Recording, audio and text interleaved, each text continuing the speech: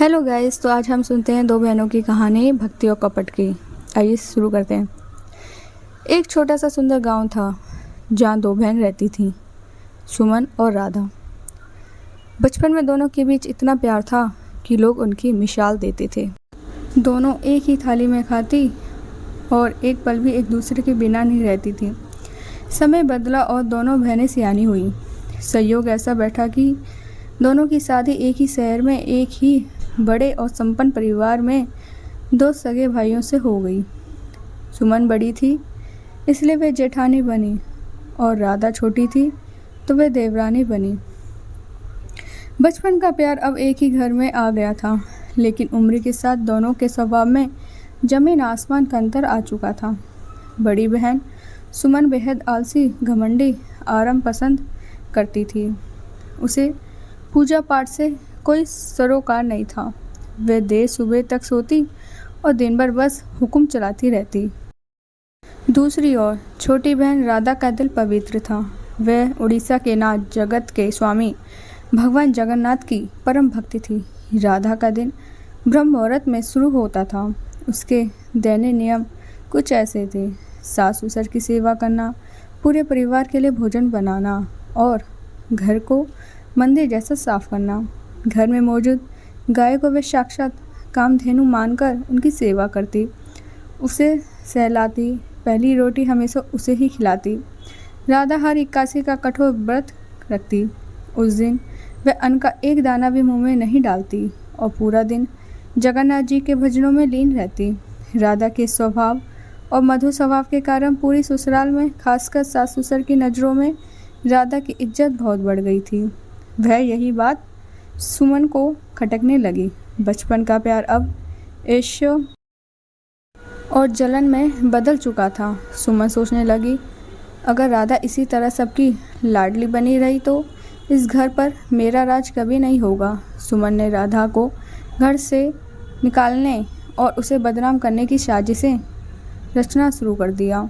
सुमन अक्सर सास के कान भरती, माँ जी, राधा तो बस दिखावे की पूजा करती है, पीठ पीछे आपकी बुराइयां करती है। धीरे धीरे सास भी सुमन की बातों में आकर राधा को ताने देने लगी। कभी कभी तो उसे भूखा ही सुला देती। पति को भड़काना। सुमन ने राधा के पति के मन में भी जहर घोलना शुरू कर दिया। वह झूठी कहानियां बनाती कि राधा उसके परिवार का सम्मान नहीं करती। एक दिन सुमन की चाल इतनी कामयाब रही कि राधा के पति ने गुस्से में आकर राधा पर हाथ उठा दिया। राधा रोती तड़पती, लेकिन उसने कभी पलटकर जवाब नहीं दिया।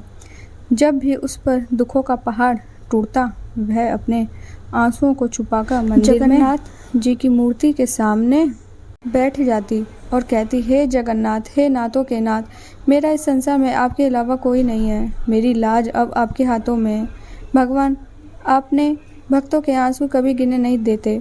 सुमन की साजिशें जब हद से पार हो गईं, तब जगन्नाथ जी ने अपनी लीला दिखाई।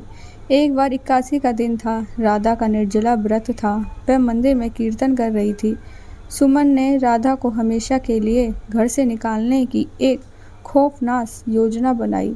उसने सास के सोने के कीमती कंगन चुराकर राधा की पोटली में छिपा दिए और शोर मचा दिया कि राधा चोर है।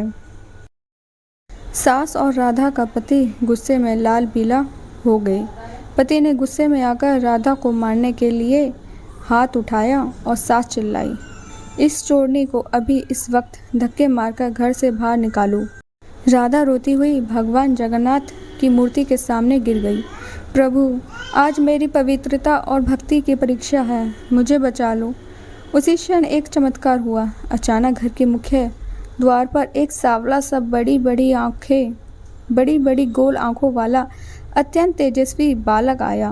उसके हाथ में एक पोटली थी। उसने जोर से आवाज़ दी, अरे भाई, तुम्हारी बड़ी बहू सुमन ने कल रात मुझे ये सोने के कंगन बेचने के लिए दिए थे, लेकिन हमारे मालिक ने कहा कि यह किसी भले घर की चोरी का सामान लगता है, इसीलिए मैं इसे वापस करने आया हूँ। ये सुनते ही पूरे घर के होश उड़ गए। सास ने दौड़कर कंगन देखे तो वे वही थे। सुमन का चेहरा डर और शर्म से काला पड़ गया। वह बालक कंगन देकर पलक झपकाते ही गायब हो गया। सास और पति को तुरंत समझ आ गया कि राधा निर्दोष है और यह सब सुमन की साजिश थी। पति राधा के पैरों में गिर पड़ा और अपनी गलती की माफ़ी मांगी। सास ने राधा को गले से लगा लिया और कहा, बहू, तू तो इस घर की लक्ष्मी है, हमें माफ़ कर दे। वहीं दूसरी ओर सुमन के पति ने जब अपनी पत्नी का यह भयानक रूप देखा तो उसने सुमन को फटकार लगाई और उसे सजा के तौर पर घर के एक कोने में रहने को कह दिया। सुमन का घमंड चूर चूर हो चुका था। राधा की सच्ची भक्ति, उसकी गौ सेवा और 81 का व्रत का फल जगन्नाथ जी ने उसे दे दिया था। भगवान ने न केवल उसकी रक्षा की बल्कि पूरे परिवार के दिल में उसके लिए अगाध प्रेम और सम्मान भर दिया। उसके बाद राधा का जीवन सुख शांति वैभव से कटने लगा। वह ताउम्र अपने जगन्नाथ जी की भक्ति में लीन रही। इस कहानी से हमें ये सीख मिलती है कि कपट और ईर्ष्या का फल हमेशा बुरा होता है, जबकि जो निर्छल मन से भगवान पर भरोसा रखता है और स्वयं भगवान उसके सारे कष्ट हरने धरती पर चले आते हैं। जय जगन्नाथ। अगर कहानी आपको पसंद आई हो तो प्लीज़ मेरे चैनल को सब्सक्राइब करके जाना। आप सभी को मेरी तरफ से राधे राधे।